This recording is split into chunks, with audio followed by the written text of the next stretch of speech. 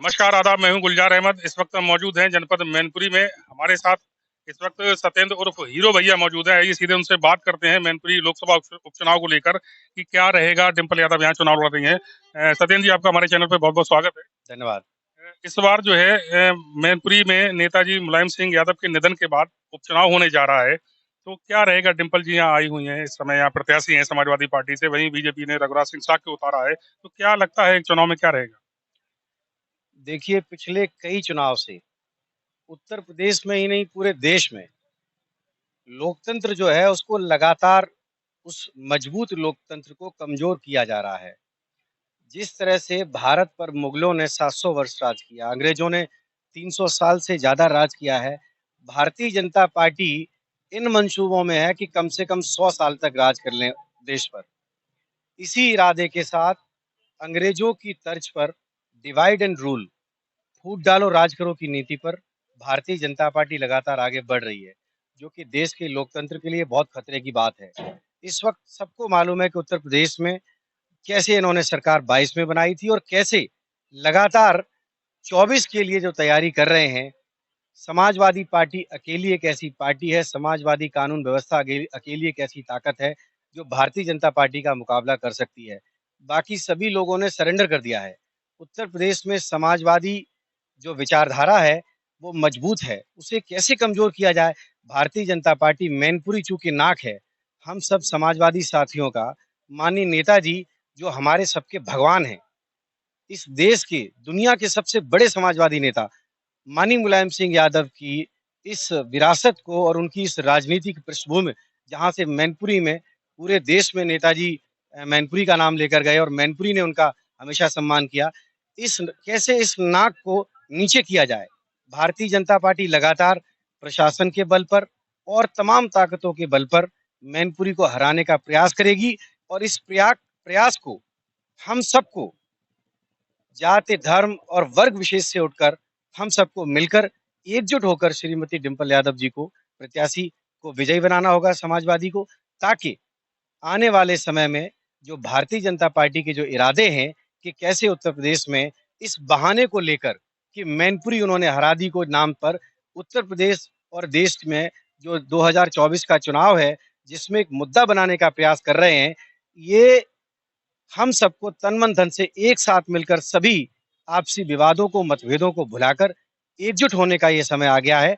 और मुझे पूरा विश्वास है कि भारी मतों से, रिकॉर्ड मतों से माननीय डिम्पल यादव जी जीतेंगी।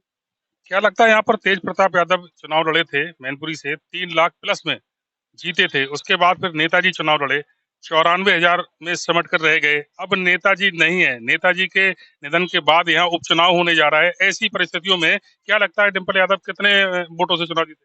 देखिए, हम सब लोगों को समझने में देर हो गई। भारतीय जनता पार्टी 2014 के बाद ही प्रशासन का, धन का, बल का और गुंडागर्दी का इस्तेमाल कर रही है लगातार। लेकिन ये बात हम सबको समझने में देर हो गई है और अब इस बात को जनता समझ चुकी है।